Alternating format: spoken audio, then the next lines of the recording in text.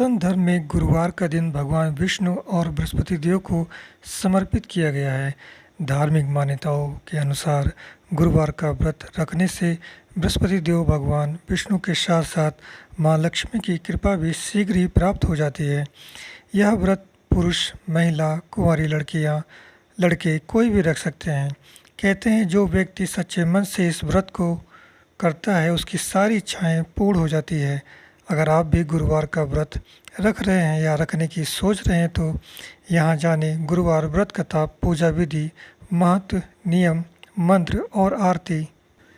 जिन जातकों के विवाह में रुकावट आ रही हो या बार बार रिश्ता टूट रहा हो, उन्हें भी गुरुवार का व्रत करने की सलाह दी जाती है। यह व्रत रखने से उनके विवाह में आ रही किसी भी तरह की बाधा दूर हो जाती है, क्योंकि इस व्रत को करने से शादी विवाह के कारक ग्रह बृहस्पति मजबूत होते हैं। आइए भगवान विष्णु का ध्यान करके सर्वप्रथम सुनते हैं बृहस्पतिवार व्रत कथा। प्राचीन काल में एक ब्राह्मण रहता था। वह बहुत निर्धन और निसंतान था। उसकी स्त्री बहुत गंदगी के साथ रहती थी। वह न तो कभी स्नान करती और न ही किसी देवता का पूजा आदि करती थी। इससे ब्राह्मण देवता बड़े दुखी रहते थे। बेचारे बोलते बोलते थक चुके थे, लेकिन कुछ उसका परिणाम न निकला। भगवान की असीम कृपा से ब्राह्मण स्त्री को एक कन्या रूपी रत्न पैदा हुई। कन्या बड़ी होने पर प्रतिदिन प्रातः स्नान कर विष्णु भगवान का जाप व गुरुवार का व्रत करने लगी। वह हर रोज़ अपने पूजन पाठ को समाप्त करके विद्यालय जाती थी तो मुट्ठी भर जौ ले जाया करती थी। इस प्रकार ये पाठशाला के मार्ग में जौ छींटते जाती थी। यही जौ लौटते समय स्वर्ण के बन जाते थे, जिसे बीन कर वो घर ले आती थी। एक दिन की बात है, जब वह बालिका उस सोने के जौ को सूप में फटक कर साफ कर रही थी, तभी उसके पिता की नज़र इस पर पड़ी और कहा, बेटी, सोने के जौ के लिए सोने का सूप होना चाहिए। अगले ही दिन बृहस्पतिवार था। इस कन्या ने पुनः व्रत रखा और बृहस्पति देव से प्रार्थना करते हुए कहा, हे स्वामी, मैंने आपकी पूजा सच्चे मन से की है। मेरे लिए सोने का सूप देने की कृपा करें। बृहस्पति देव ने कन्या की प्रार्थना स्वीकार कर ली। इसी तरह हमेशा की तरह आज भी कन्या जौ फैलाती हुई जाने लगी। वापस लौटकर जब जौ बीन रही थी, तभी उसकी नज़र सोने के सूप पर पड़ी। बृहस्पति देव की कृपा से उसे सूप मिला। कन्या इसे घर ले आई। फिर से वह जौ साफ करने लगी, परंतु उसकी माँ के रंग ढंग में कोई बदलाव नहीं हुआ। एक दिन वह कन्या सोने के सूप में जौ फटक रही थी। तभी उस समय उस शहर का राजकुमार वहाँ से गुजर रहा था। इस दौरान कन्या के रूप और कार्य को देखकर राजकुमार मोहित हो गया। अपने घर आकर अन्न जल का त्याग कर उदासी के साथ लेट गया। राजा को उसके बेटे की हालत देखी नहीं गई। वे अपने प्रधानमंत्री के साथ उसके पास गए और बोले, बेटा, तुम्हें किस बात की दुखी है? किसी ने अपमान किया है या फिर कोई और कारण है? जो भी कारण हो, कृपया करके मुझे बताओ। तुम्हारी प्रसन्नता के लिए जो भी उत्तम हो सकेगा मैं वो अवश्य करूँगा। राजकुमार यह सुनकर बोला कि मुझे आपकी किसी भी बात का दुख नहीं है और न ही किसी ने मेरा अपमान किया है, परंतु मैं उस लड़की से विवाह करना चाहता हूँ जिसे मैंने सोने के सूप में जौ साफ करते हुए देखा था।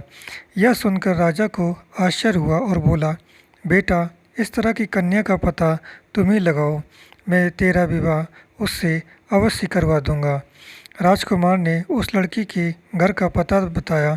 तब राजा और उसके मंत्री उस लड़की के घर गए और ब्राह्मण देवता से बात की।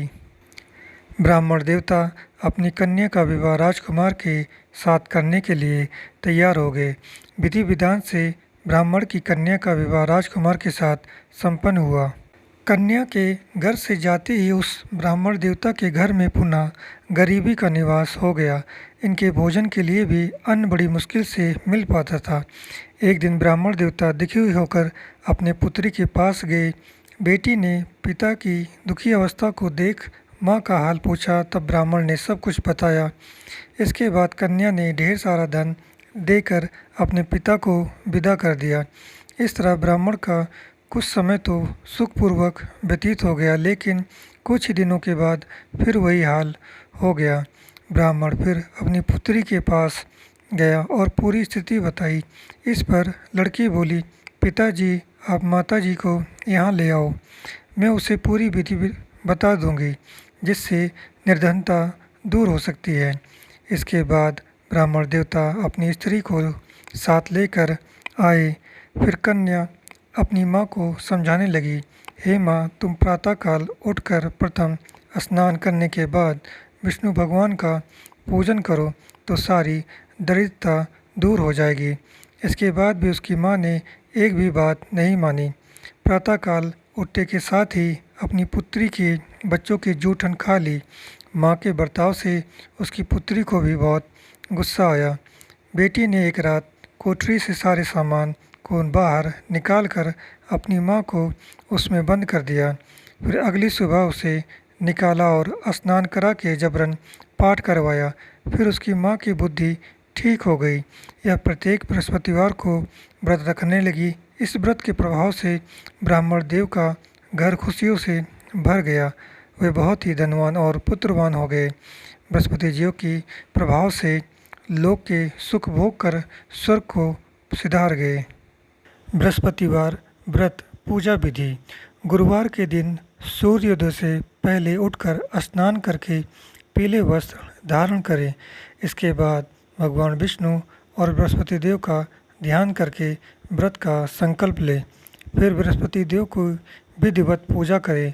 पूजा के दौरान पीले फूल, चंदन आदि अर्पित करें।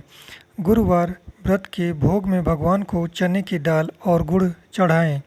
इसके बाद धूप दीप जलाकर बृहस्पति देव की व्रत कथा का पाठ करें। कथा के बाद आरती करके भूल चूक के लिए भगवान बृहस्पति देव से माफ़ी मांगें। अब स्क्रीन पर दिखाए गए भगवान बृहस्पति देव की आरती का पाठ करिए।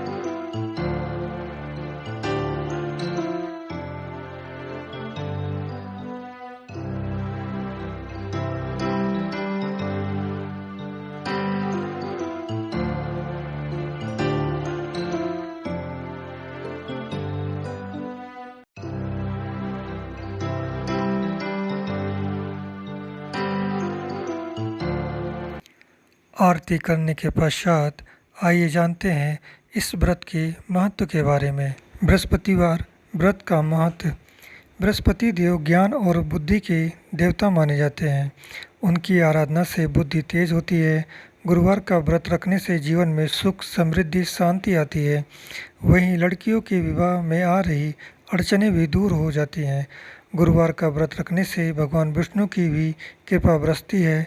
साथ ही साथ माता लक्ष्मी भी प्रसन्न रहती हैं। बृहस्पतिवार के दिन इन मंत्रों का जाप अवश्य करें। इन मंत्रों के जाप से धन, संपदा और वैभव में बरकत होगी। गुरुवार व्रत के नियम। गुरुवार के दिन उड़द की दाल और चावल का सेवन नहीं करना चाहिए। व्रत वाले दिन चने की दाल, केला, पीला वस्त्र, गुड़ आदि गरीबों को दान करना चाहिए। केले के जड़ पर जल को अर्पण करना चाहिए। इस दिन केले का सेवन बिल्कुल नहीं करना चाहिए। व्रत वाले दिन पूजन के समय पीले कपड़े पहने। गुरुवार को दाढ़ी बनाना, नाखून काटना, बाल काटना, कपड़ा धोना, सिर धोना आदि काम नहीं करना चाहिए। दिन भर फलाहार का व्रत रखना चाहिए। शाम को सिर्फ एक ही बार पीले रंग का भोजन ग्रहण करना चाहिए। गुरुवार का व्रत कब शुरू करें? ज्योतिष शास्त्रों के अनुसार गुरुवार व्रत की शुरुआत किसी भी मास के शुक्ल पक्ष के पहले बृहस्पतिवार से करना चाहिए, लेकिन पौष मास में इस व्रत की शुरुआत न करें।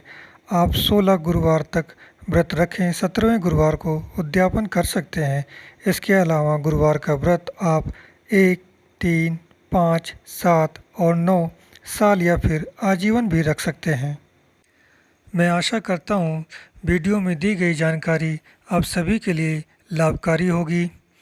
भगवान बृहस्पति देव जी के साथ साथ भगवान विष्णु व माता लक्ष्मी जी की कृपा आप सभी के परिवार पर सदैव बनी रहे। वीडियो अच्छा लगे तो प्लीज़ लाइक करें और चैनल को सब्सक्राइब करें। ओम नमो भगवते वासुदेवाय नमः।